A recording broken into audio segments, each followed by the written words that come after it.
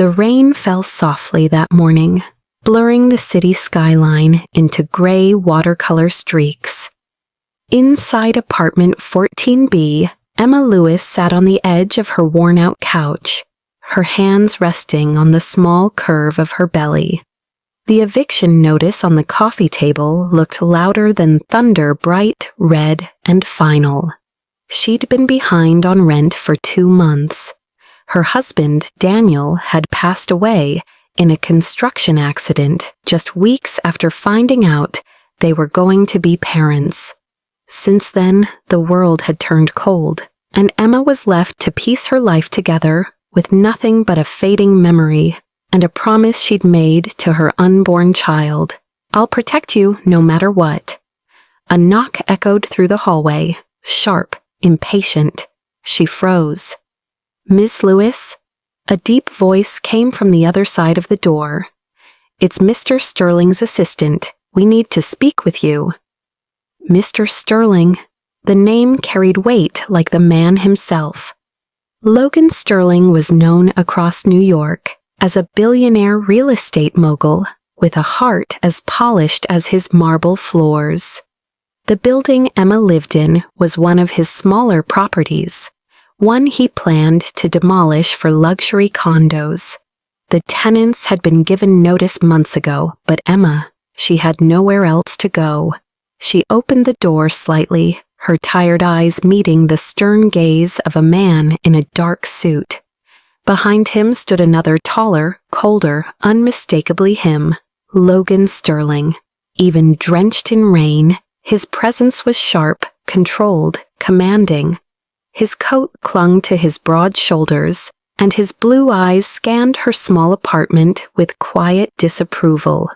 "Ms. Lewis," he said finally, his tone clipped. "You've ignored multiple notices. I don't make house calls, but your file reached my desk this morning. Consider this your final warning." Emma's throat tightened. "Please, Mr. Sterling, I just need a little more time.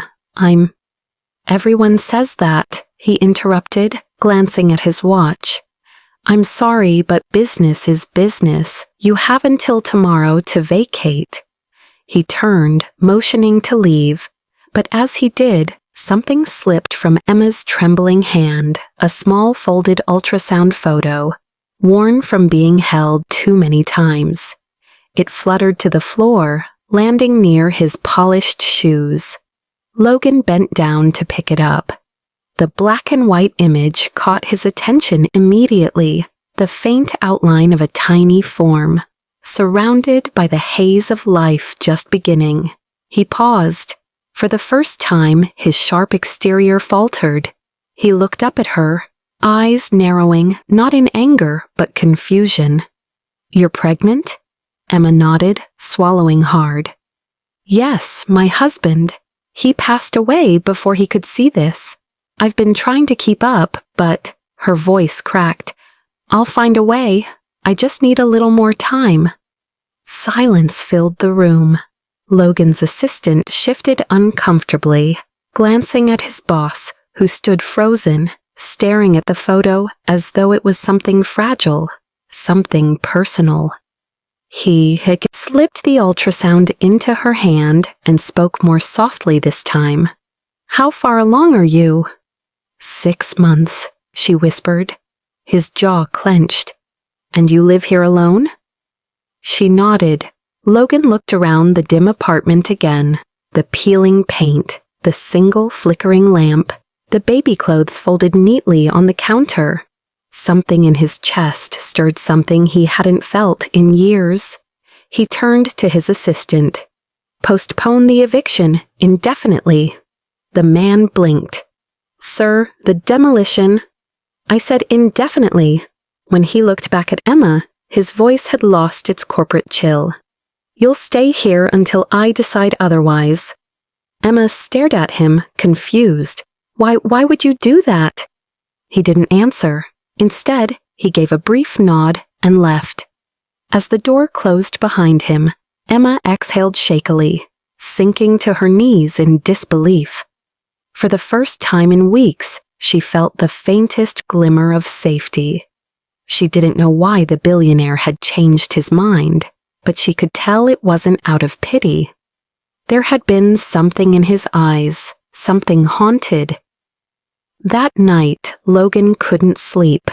The image of that ultrasound photo kept replaying in his mind. He poured himself a glass of scotch and stood by the window of his penthouse, the city lights glowing beneath him like fallen stars. He hadn't seen one of those images since her. 3 years ago, his wife, Claire, had been pregnant. They had everything: a house by the river, a marriage built on laughter and long nights of whispered dreams. But the accident had taken both her and their unborn child. Since then, Logan had buried himself in work, in money, in control. Feelings were liabilities. Compassion was weakness, or so he thought. But tonight, a stranger's trembling hands and a single photo had cracked through that armor. "Emma Lewis," he murmured, remembering the look in her eyes, not pleading, not manipulative, just tired, brave.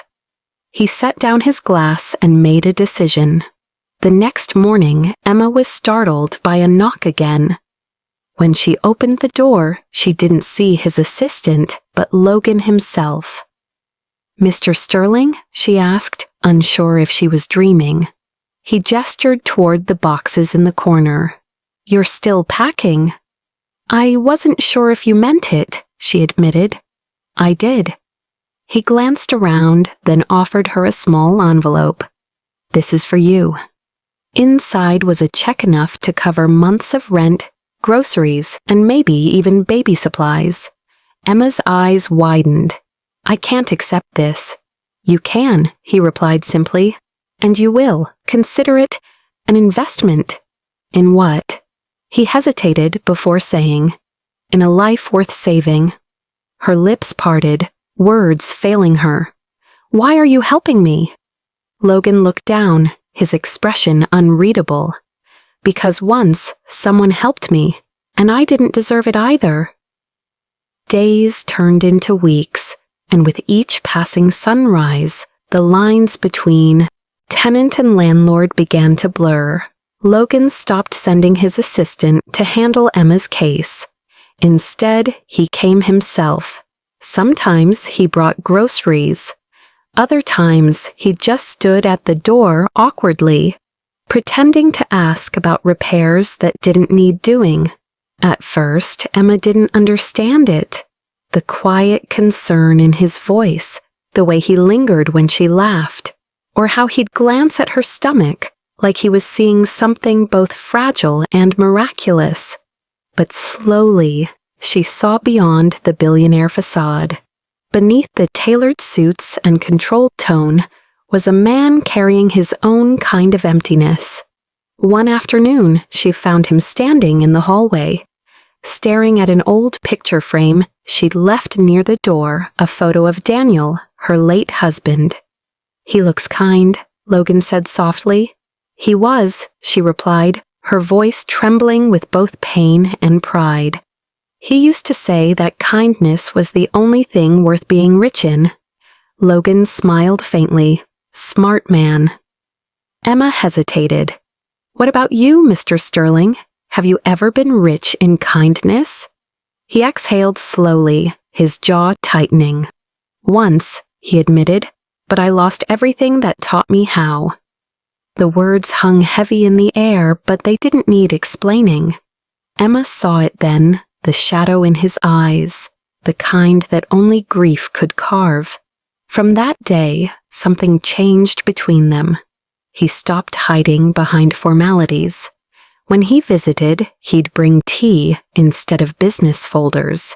They'd sit by the window, she cradling her belly, he holding silence like a confession. And in those moments, two broken souls began to understand that sometimes healing doesn't arrive with grand gestures. Sometimes it comes quietly through presence, through listening, through a shared breath. Then came the night her contractions began too soon. Emma's terrified voice echoed through the phone. Within minutes, Logan was there, his hands shaking as he helped her into his car. The drive to the hospital was a blur of red lights and whispered reassurances.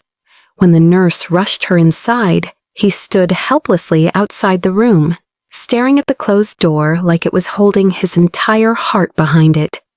Hours later, a cry filled the corridor, small, fragile, perfect.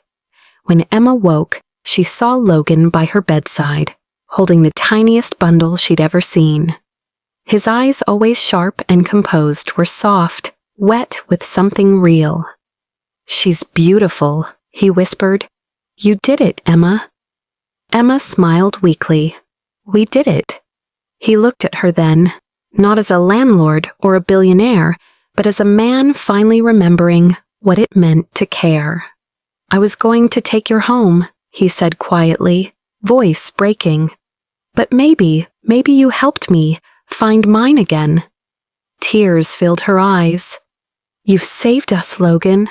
He shook his head.